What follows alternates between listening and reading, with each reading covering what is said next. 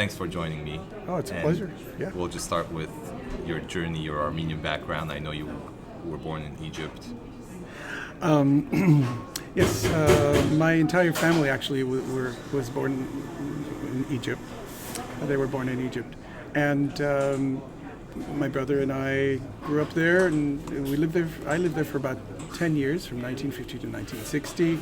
Absorbed a lot of that Armenian culture, of course, with the Egyptian culture, and a very international culture at the time. Egypt was very different at the time than what it is now, sadly. But nonetheless, I picked up a lot of that kind of international languages and flavors and foods and everything. And then we immigrated to the San Francisco area. I lived there for about a year and a half. And my parents, who had some friends in Seattle, were getting married, so we decided to come up here. They loved the area, so we went back down, closed up shop as it were, and then we moved up to Seattle in 1962, and I've been in Seattle as a kind of a home base since then, with occasional travels here and there. So was the family musical? My dad, I think, had the musical genes. My mother had the musical interests, but mostly my dad. He he loved to play the string bass. He tried the cello, but he did another thing that people really liked. He played the musical saw, which was really interesting. Yeah. I mean, and he played that. But music runs into the Shakarian side of the family. I mean, my father's side. My cousin, as I've told you earlier, also was a pianist, and so there's a musical interest. In fact, my brother plays piano better than I do, but he's never had the kind of formal training as I had. We didn't have formal training in Egypt. Maybe a year and a half of piano just because of circumstances. But I keep telling him that you've got better fingers and just your hands are much more suited to playing the piano. I do play it, but he's more suited to the piano. So what about the start in music? How did you get started? Well, the start of music was interesting because it's kind of it's contextual in a sense that the initial discovery of music, I was 4 years old, and we didn't have turntables or records or anything in Egypt in the 1950s and so forth. We had a radio station but hardly played classical music. But the two pieces that I heard literally riveted me to classical music. And the two pieces were Mendelssohn's Fingal Overture. It scared me to death. It was so scary, but it was so beautiful at the same time. It drew me in, but the more it drew me in, the more scared I got. And the other one was Bach's Little Fugue in G minor. And those two actually, as I analyzed it later on, not then, and the reason why it appealed to me is that the drama, the story, the mystery, the beauty of whatever this thing is called music that's hitting my ears and my whole being with the Fingalscape. But on the other hand, the logic, the construction, I couldn't articulate those at the time, but I sensed some fantastic element of counterpoint or structure and forms, all these things that go on into composition. And of course, I had no idea what they were at the time, but it appealed to me. And those two aspects of it, the intellectual, the emotional, and all the varied aspects of it, appealed to me immediately then.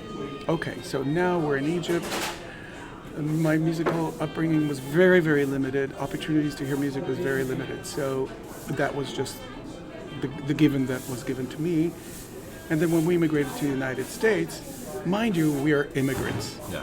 And the immigrant mindset, coming from a rather poor country and coming to the United States, the primary goal of our family was to integrate. Yeah. And as my grandmother would say, go get a good education, get married to an Armenian girl, and then you're happy. And so forth. Well, so music was seen as for the well-to-do. Yeah. And that is a huge hurdle or scenario that you're given with as immigrants, right or wrong, it doesn't matter. It still feels that way. Yeah, to a certain extent it does, and it will, because then you just live with it in a sense, in a positive way. So music was not necessarily a supported desire. It was more or less a desire that you did on the sides. Yeah. But as when I went to junior high school, I did a little bit of music, singing, playing viola, playing the piano at it, not taking lessons, but mostly going to school and studying and so forth.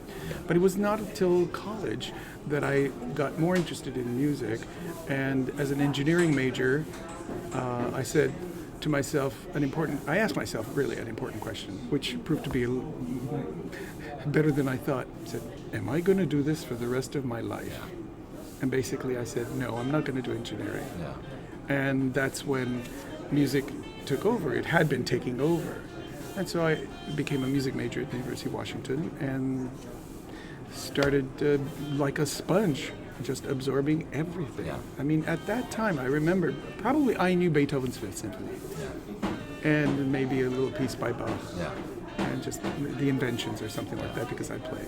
So Bartók, Zanakis, Stockhausen, Boulez, or even Verdi was all foreign territory. I mean, so what you do is you're a sponge, you just absorb. And what was really an excellent experience for me was that the record library at the University of Washington was a paradise for me because of the amount of material they had.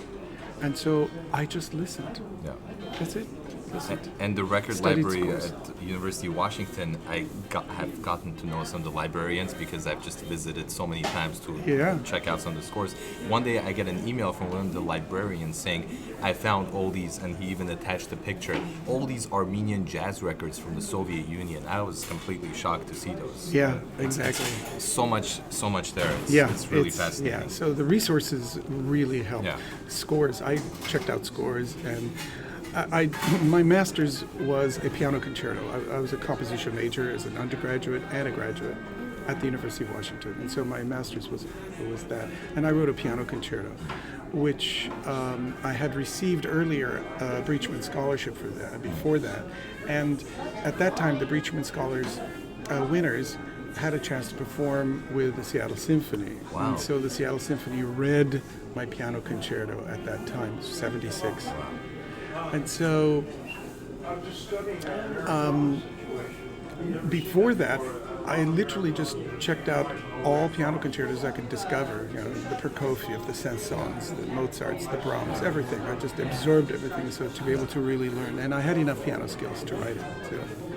So it's that resource that really helped. You said your major was composition. How did the conducting come about? We'll come back to composition, but it's interesting how that change happened there. Well, it was sort of by natural processes, really. One of the things that began to, at least internally, one of the things I started thinking about is that if I'm going to be writing pieces, I'd like to be able to conduct them, essentially, just because it'll be easier to a certain extent. However, as a graduate student, I was a TA, teaching theory and all that, but I was also involved with the contemporary group and the Composers Lab. The Composers Lab met every Friday, and people would have their works performed, and sometimes a small ensemble. And just for practical reasons, they needed somebody to conduct. And I had studied choral conducting, and had studied just beginning to orchestral studies, but literally just a composer who was conducting the labs. So I got kind of labeled by that, and sort of conducted the Composers Lab and the contemporary group. And then my conducting teacher was Samuel Krukmalnik. He's a character, believe me, he was a character.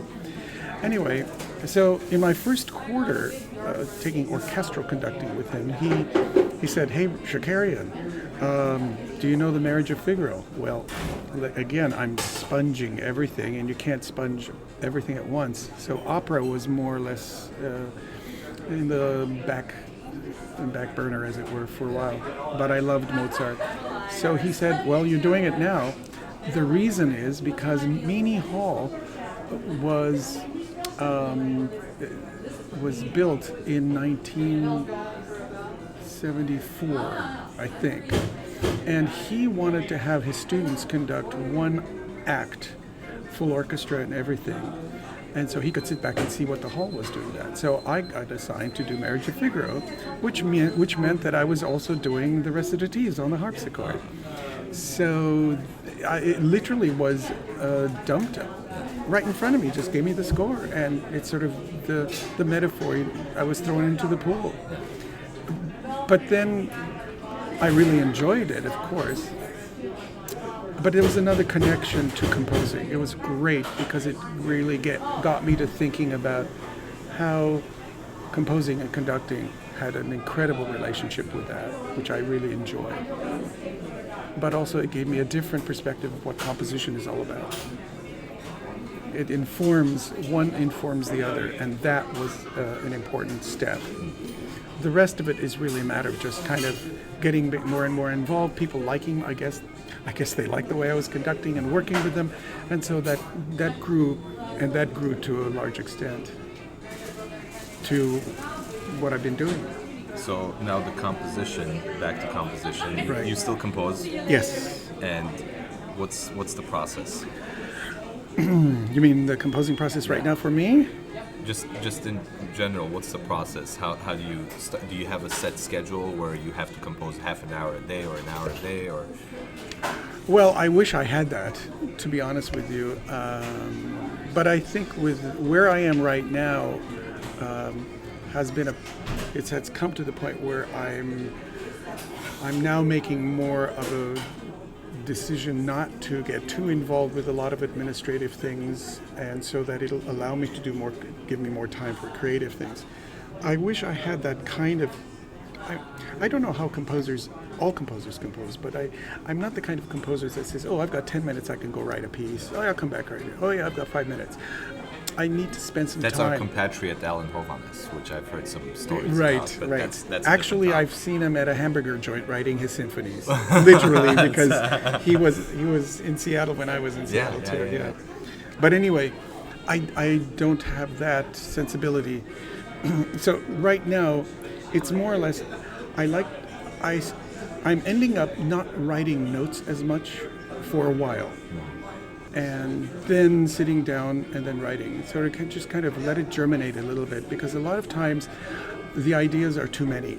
And really the idea is to delineate what is a material that can work and what creates a particular character. So that's a kind of a generic way of describing it. But when I'm actually writing, I tend to think of two facets. One, really taking the material as material, and what will it yield. So I'll write a little bit and just ask myself, well, what does this material have in it? I used to tell my theory students that if you write a 2-bar phrase or a 4-bar phrase, you can write a whole piece based on that material that you've written, and you really can. And of course the great example is Beethoven's Fifth. Yeah. So I apply that to myself, but I'm also enjoying what Sibelius used to do, apparently, that he thought of composition as a journey. So it's as though you go out the door, you take a hike, you start writing that way and see what influences you, and you continue with that. Somewhere in between, there's a nice balance of doing that. So it's not really one or the other, but a mixture of both. But I also take into account the idea that composing is not necessarily putting down notes and making nice sounds alone. Of course they are. But I'm not sure if that's old-fashioned, new-fashioned, or whatever fashion. I don't even think about it or care about it. But I do admire the wisdom and the insights of the great masters. I mean, when Bach wrote, he didn't write counterpoint. He didn't write clever stuff, which he did. He expressed something significant. Beyond that, what is it? And one of the things that I liked about Bach, of course, he's sort of my hero, period. What I do admire about Bach is that he wanted to appeal to the soul of the person, which to me means the intellect, the emotion, the thoughts, the text, everything. So what is it that makes that happen? It's not a process, it's not a manipulation, it is a state of being. And so I try to think about even simplest things that move you. The Ave Verum Corpus of Mozart, for example, or Verleih uns Frieden of Mendelssohn, or just a simple little short movement of a string quartet by Haydn. You know, it's not the display of technique, it's not the let's impress everybody. It's really about being a human being and sharing that in a way that it appeals to every aspect of our being. Now that's the ideal. And so that's, I would like to work in those capacities. And so what does that mean for me as a composer is that sometimes if I want to write a piece that's really wild and crazy, well, then let it be wild and crazy. But if it wants to be something in C major, be it, so be it. And in fact, my composition teacher, John Verrill, said, never be afraid of a C major chord. Yeah. So the various processes go through my mind. Well, as maybe if I speak as an outsider to classical music world, if I just put myself in just a regular person's shoes, some would say that music has become a foreign language to them, especially the music of the 21st century. So how do you balance as a composer to speak to the general public, I guess, and excite them about the present day composition or present day classical music world, but at the same time contribute something that's more intellectual or academic? Yeah, well, there again, and I don't mean to be critical or criticizing, but there are buzzwords that it's so common in our field of composing, intellectual, as though everything has to be rated by its intellectual component. But on the other hand, I just don't want to say something idiotic either. Yeah. So there's a good balance of that. That's precisely the challenge. Yeah. That if you want to appeal to just the academic world of intellectual, and I don't mean this derogatory because I think intellectual aspects of it is necessary. Look at it. I mean, in every language, there's grammar and speech styles and rhetoric and stylistic and just a sense of language could be poorly used or extremely beautifully used. Yes. Shakespeare, obviously. Yes. So there's nothing wrong with being a Shakespeare-like, attempting to write music like a Shakespeare, with all that kind of beauty and poetry and intelligence, at the same time speak to the public. Yeah. So to address that, it would be really important to be able to write music so that it can appeal to that. And that's a huge challenge.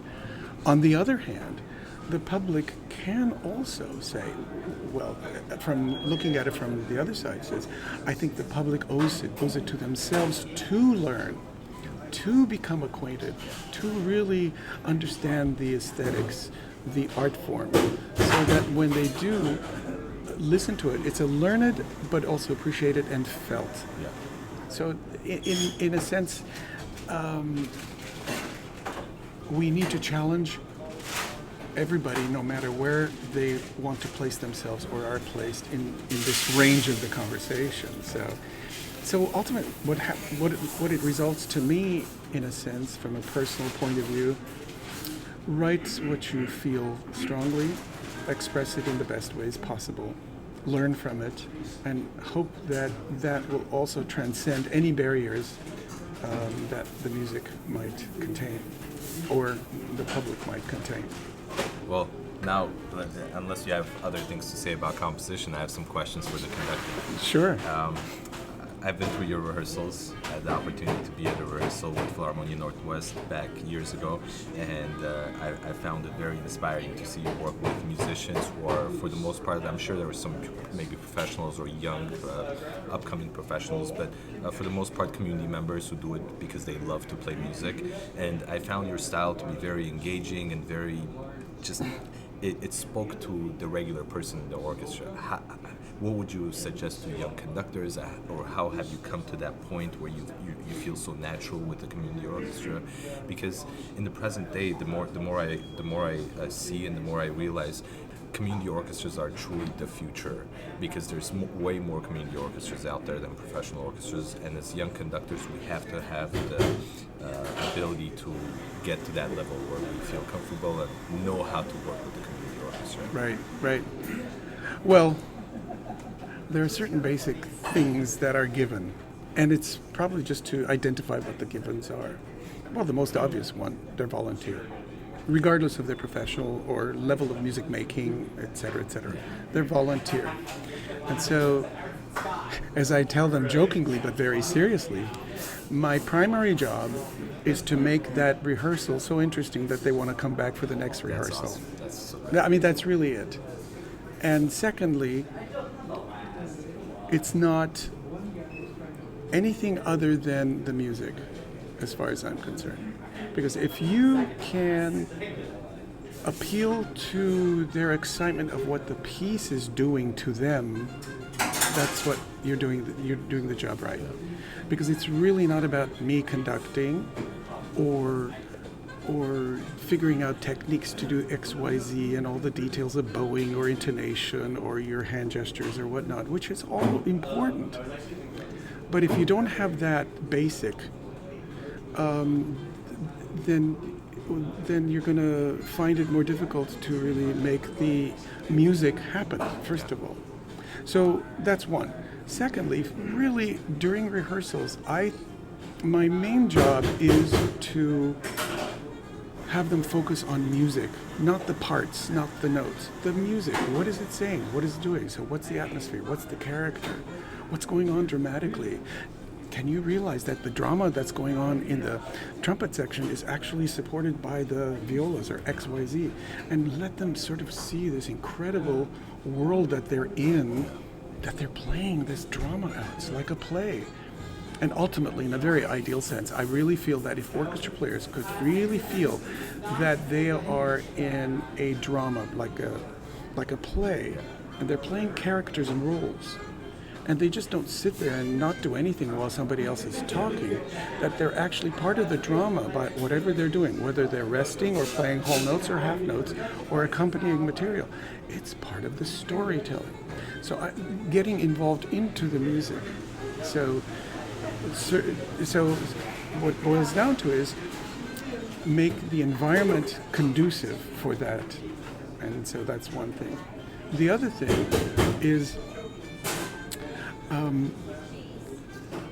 I've seen so many, it's kind of frustrating to see some conductors get angry at musicians for whatever reasons. Oh yeah, they played, yeah. My assumption is, I don't think anybody in the orchestra who plays in an orchestra is there to play wrong notes. Or if they want to be mean and deliberate, that has to be corrected. That's a disciplinary thing, or they have to find another orchestra. So they're not there to do damage. So when in a rehearsal, I've always felt that if something goes wrong, I don't stop to say what happened was wrong. The solution is more important than recognizing the problem. And I think there's a trap that has been inculcated in our culture by watching these tyrannical conductors in the past, good or bad. I don't want to do that. But the whole atmosphere is of fear or tension or frustration. So if you can create an environment that is conducive to making mistakes, but on a corrective thing, and also create an environment that you laugh at it. Yeah. I mean, in some ways, this works very similarly with the youth orchestra. Right. Because I work with youth orchestras, and a lot of similarities. Exactly. Yeah. Gee, guess what? They're human beings too. Yeah. So my claim is that it's not just the community orchestra. I think it's a professional orchestra as well, because it's not about being professional or not. That's a huge detriment. It's being a human being in any context and being able to relate in a human way. So ultimately, as I heard an interview with James Levine and Placido Domingo saying, you're going to wait a long time if you're looking for that perfect performance. Yeah. Even the professionals in the highest level don't have a good day. But what's the point? The point is that they are making so much impact on the music and the emotional quality of the product. I don't want to call it product, but the performance. You know, I hate the word product in that context. But that, to me, is a significant thing. So create the environment, support the environment by being positive, focus on the music. I jokingly say, distract them with music all the time. I mean, really, don't let them give any time for any little nuances or pettiness to start going on. Just constantly keep them busy, not busy, but engaged to the point where they don't even feel that they're... And so 2.5 hours can go really fast. But you accomplish so much more, because if you take the time to say what's wrong, you've already wasted how many seconds, and say do it again, and you don't give them anything, you're wasting time. And why waste time? So efficiency is another thing. If you're more efficient as a conductor, the orchestra senses that very quickly. If you're very clearly demonstrating, putting the ensemble, the music together that they begin to understand, rehearsing various things there, and all that, then you really create a place where they're almost concentrating like a football team doing their drill, or a volleyball, that doesn't matter, team. So that kind of creating this oneness as a team, rather than, I just play my part and wait till the violas are done or whatever. So that also focusing them to the music making. So, and of course, be a nice person. Never hurts. That's true.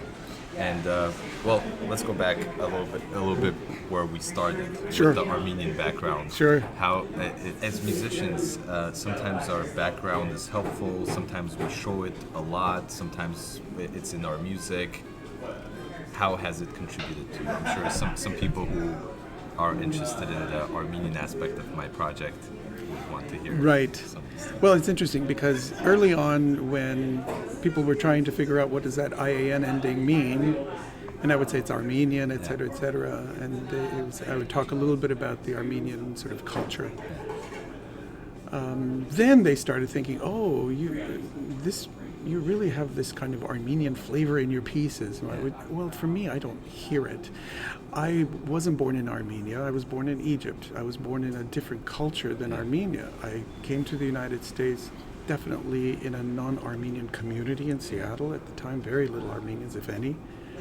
So my upbringing wasn't very Armenian focused, but of course I'm Armenian by just...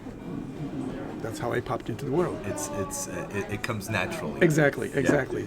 So that part of it came out, and I think part of it also in the compositional part is that subconsciously certain things come out.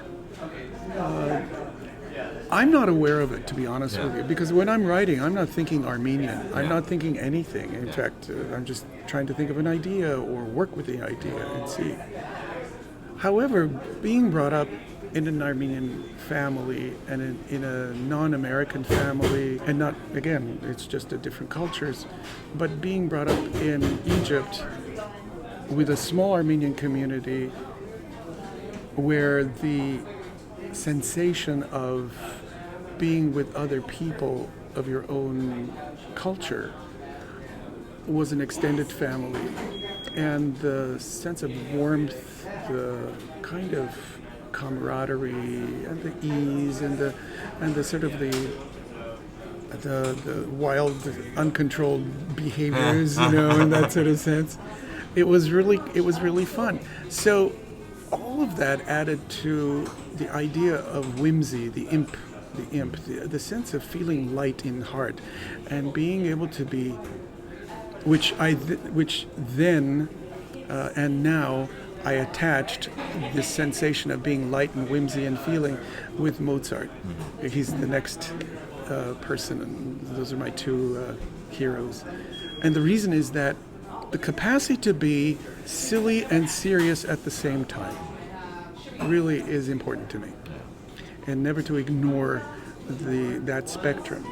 Yes, you can be very serious at various times and silly at very silly times, but are you being checked by your serious side, or are you being falling into your silly side without really having some kind of a soberness to it?